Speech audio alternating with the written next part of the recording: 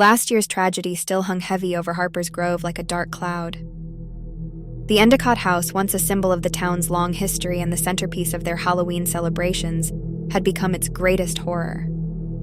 It all began when the Historical Society decided to host the true Halloween experience, reenacting the customs and traditions of the town's ancestors. Daniel, a local carpenter and skeptic of supernatural tales, volunteered to help set up the event, even mocking the cursed stories associated with the Endicott house. He should have heeded the warnings.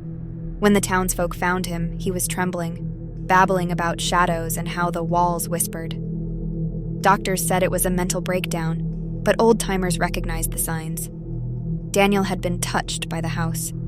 His once vibrant eyes had dulled and he withdrew, spending his days muttering about voices trapped in the walls. The tragedy solidified the town's superstitions, casting a fearful shadow across the once joyous celebrations. Despite an unspoken agreement to avoid the Endicott house, this Halloween, a group of teenagers, hungry for adventure and skeptics of the tale, decided they would host their party within its ancient walls, unaware of the true horror they were about to encounter. The air was crisp with the scent of decaying leaves, a full moon casting eerie shadows through the skeletal trees. This year, a defiant energy coursed through a group of Harper's Grove teenagers. They were led by Chris, a charismatic 17-year-old who had moved to town only a year after Daniel's incident. He didn't share the town's traumatic history, and tales of the supernatural elicited nothing but eye rolls from him. Along with him were Maya, his brave and adventurous girlfriend, Tyler, the class clown eager to dispel the tension, and Sophia, a local blogger ready to document anything to boost her online presence. They approached the Endicott house, the air growing colder, their breaths fogging up before them. The house loomed large, its windows like dark, empty eyes. Chris fumbled with the lock on the rusty gate, his confidence betraying him for a moment before pushing it open. They were trespassing, but the thrill was intoxicating. Inside, the house was as they expected, dusty, dark, and decrepit, with remnants of the previous year's decorations still adorning the interior. A heavy feeling settled over the group, the house's atmosphere creeping into their bones. They laughed nervously, setting up their portable speakers, snacks, and drinks, trying to reclaim the normalcy of what was supposed to be a fun night. Sophia live-streamed everything, narrating their night with a quiver in her voice she hoped her viewers attributed to excitement. As the party started, there was an attempt to shake off the unease. Music blared through the ancient halls, and for a little while, the teens' laughter managed to keep the heaviness at bay. It wasn't until Tyler decided to explore that things took a turn. He joked about finding the house's secrets, but his voice was a pitch too high, his laughter a touch too forced. The others were hesitant, but nobody wanted to admit their fear. They followed him up the creaky stairs, each step stirring more than just the settled dust. At the end of a long, narrow hallway, Tyler found a door slightly ajar, darkness seeping from within. He glanced back at his friends, their faces a mix of curiosity and fear, before pushing the door open entirely. As Tyler pushed the door, a musty, stale air greeted them. It was an old library or study of sorts, shelves packed with moldy books, and a heavy, ornate desk sat in the middle. Strangely, the room was colder than the rest, their breaths visible in the flashlight beams. "Check this out," Tyler said, trying to keep the mood light, picking up a stack of papers from the desk. They were old newspapers, articles about the town's history, some recent, some decades old. Maya, intrigued, leaned in to examine an article titled, "Tragedy Strikes at Heart of Harper's Grove." It detailed an incident from the 1950s where several townsfolk mysteriously disappeared without a trace during a Halloween celebration. The event had forced the town to call off the annual festivity for years. Chris scoffed. They really believed in curses, huh? But Sophia wasn't so sure. Her grandmother had mentioned a group vanishing, but she'd always thought it was a cautionary tale, not historical fact. This is real," she stammered, her hands shaking, making her camera wobble. She wasn't just scared. She was feeling a profound sense of wrongness, as if they had intruded upon sacred ground. The teens huddled together, reading more accounts of unexplained phenomena, disappearances, and even wild theories of a cult's involvement.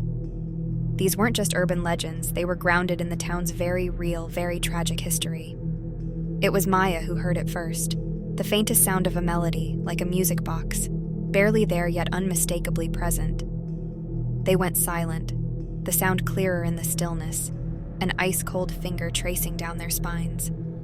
"Please tell me that's one of your phones," Tyler whispered, fear edging his humor aside. But they all knew it wasn't.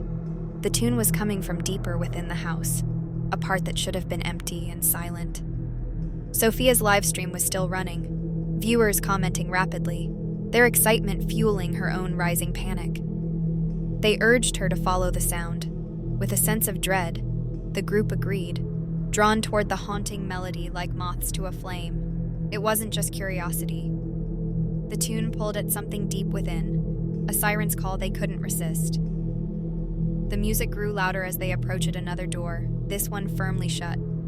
Chris reached out, the others holding their breath, every instinct screaming to turn back. But the need to know, to document, to prove themselves, was stronger. With a creak that tore through the silence, the door opened. The door opened to a surprisingly pristine room, untouched by the thick dust and decay that adorned the rest of the house. In the center, on a small, elegant table, sat an antique music box, its melody a stark contrast to the room's solemn atmosphere. The tune was hauntingly familiar, a lullaby that tugged at their memories, reminiscent of whispered secrets and nights hidden under the covers. The group was paralyzed on the threshold, the room inviting yet foreboding. It was Tyler who crossed the boundary first, his curiosity overshadowing his fear. He was a picture of contradiction, hands steady yet sweat beading on his forehead. "It's just a music box," he reasoned, voice barely above a whisper as if afraid to disturb the air. Chris followed, a protective instinct guiding him close behind Tyler. Maya clasped Sophia's hand, offering a silent reassurance they both desperately needed. The camera captured everything, the viewers' excited comments, a distant buzz in Sophia's pocket. As Tyler extended a hand to close the music box, Maya's voice halted his movements. "Wait," she breathed, and silence fell upon them, the melody now clearer, more insistent. It was a song her mother used to hum, a melody passed down through generations, a soothing tune that within these walls sounded anything but comforting. Her grandmother had refused to sing it, though, calling it cursed. Maya never understood the fear until now. "This song is old, part of the town's history," Maya shared, her voice trembling. "It's said to be a song of summoning, of waking, but my mom just used it as a lullaby." The revelation hung heavy in the room, a puzzle piece falling into place yet creating more unanswered questions. A shared, unspoken decision was made as Tyler closed the lid, the melody coming to an abrupt end, the echo almost tangible. It was the silence after that felt oppressive, the absence of sound unnatural. The group collectively held their breath, waiting, the atmosphere ripe with anticipation. It was only when Sophia moved to lower her camera that they noticed the change. The shadows in the room stretched longer, the temperature dropped, and a fog seemed to seep from the floors, slow and deliberate. The house was reacting, the cessation of music a catalyst. Sophia's screen flickered, the live feed distorting, comments from viewers expressing excitement and fear alike. The teens were no longer observers. They had become participants in a history that was alive, breathing around them in the dark and the cold. The connection to their town's past, the stories and warnings, all converged in a single, heart-stopping realization. They weren't just in the Endicott house. They were part of its legacy, entwined with the very fabric of the tales that wound through the generations of Harper's Grove. The real terror began with the whispers. Whispers crawled out of the silence, a symphony of hushed voices that seemed to seep from the very walls of the Endicott house. The teens' breaths came in sharp gasps, their minds struggling to make sense of the auditory assault. Each whisper was a thread, intertwining, unraveling, coherent yet nonsensical. Tyler clutched his ears, his bravado shattered. "What is that? What's happening?" he demanded, his voice a mix of fear and frustration. They couldn't locate a source. The whispers were everywhere and nowhere, a chorus of the past infringing upon the present. Among the noise, Maya discerned fragments of sentences, pleas and warnings, echoes of yesteryears. They're the townspeople, she realized, the words tasting like bile on her tongue. Sophia, ever the documentarian, kept her camera focused, though her hands shook violently. Viewers were witnessing their fear, contributing theories, prayers, and words of encouragement. Chris, feeling a surge of protectiveness, took charge. "We need to leave now," he declared, the gravity of their situation sinking in. They weren't dealing with mere tales spun from the imagination of their elders. These were the vestiges of real, palpable dread, woven into the town's history. As they turned to leave, the room distorted around them, the walls seeming to breathe. The door they had entered through was gone, replaced by a seamless wall. Panic, raw and unyielding, clawed at their chests. "No, no, no," Tyler muttered, his hands frantically patting the wall where the door should have been. The whispers grew louder, almost deafening, a maddening cacophony that threatened to overwhelm their senses. It was the sight of the music box once again open and playing its haunting melody that brought a stunned silence to the group. The song, through the same, had taken on a sinister arrangement, each note a sharp jab to their sanity. The whispers formed words, Old English, their demands simple yet impossible. "Release us."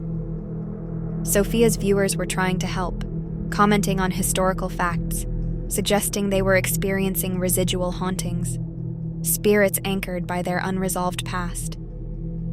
The teens were in a living history, the tragic events of Harper's Grove playing out in front of them.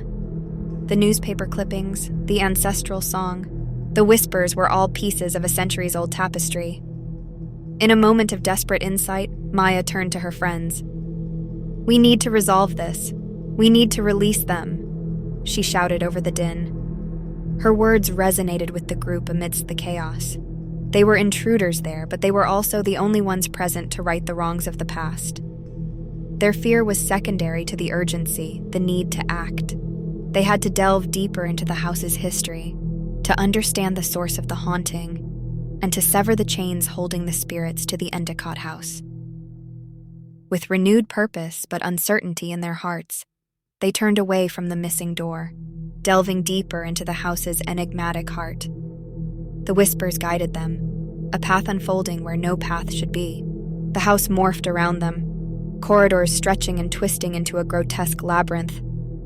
The whispers crescendoed into urgent screams, the past agony bleeding into their reality. Each step they took stirred echoes of despair. The floorboards beneath them pulsed like a steady heartbeat. Sophia's camera captured fleeting shapes and shadows, her livestream audience now a lifeline, providing real-time research and theories. They learned about a forgotten tragedy where a sect, under the guise of town officials, had sacrificed residents in a twisted bid for immortality.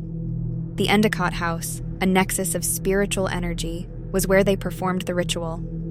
"According to this, we need to disrupt the energy flow," Sophia relayed, voice quivering but determined.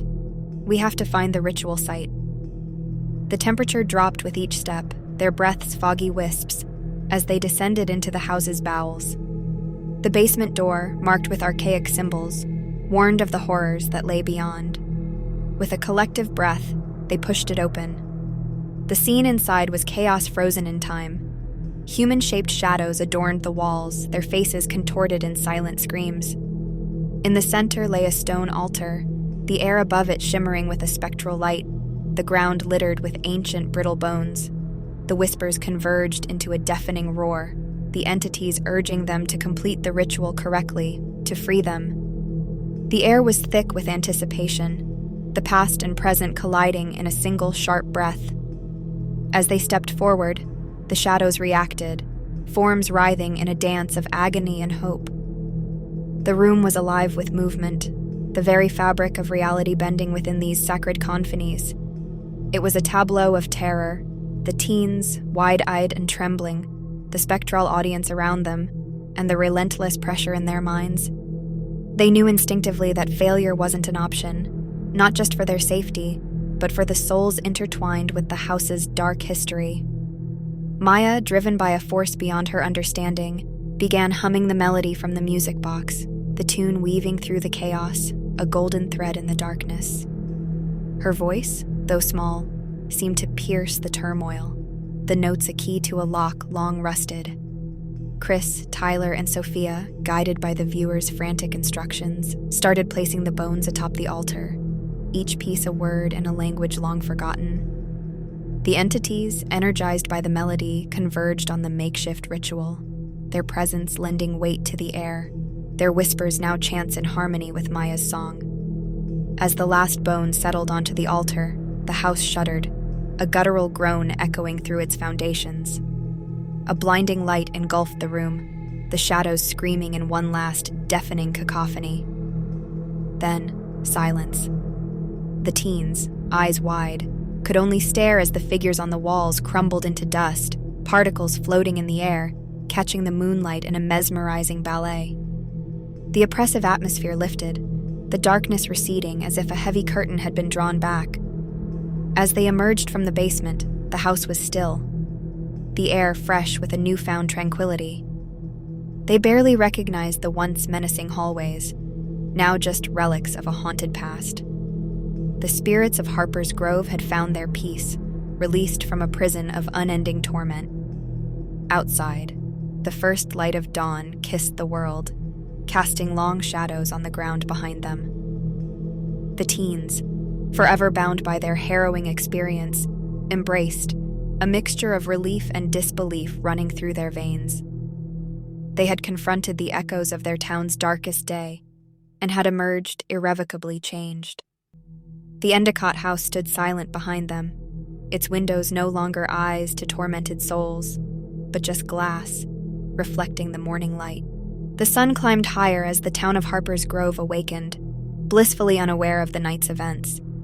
However, for Sophia, Tyler, Chris, and Maya, the world had shifted on its age-old axis. They stood in the gentle light of morning, their shadows long behind them, their ordeal a shared memory that had imprinted upon their souls. Sophia switched off her camera. The live feed had ended, the screen now a blank mirror. Their viewers had stayed with them until the very end, the comment section a testament to human solidarity and belief in the unseen. They had been a part of history, a night when the past had been acknowledged, and spirits had found their release. They walked back to town in companionable silence, each lost in their thoughts. They were survivors and saviors, and yet they felt like ordinary teens, humbled by forces beyond their comprehension. The town itself seemed to breathe easier, the shadow of the Endicott house's history dispersed like fog under the sun. Unbeknownst to other residents, a curse had been lifted, a silent, malignant force that had lingered in back alleys and around street corners.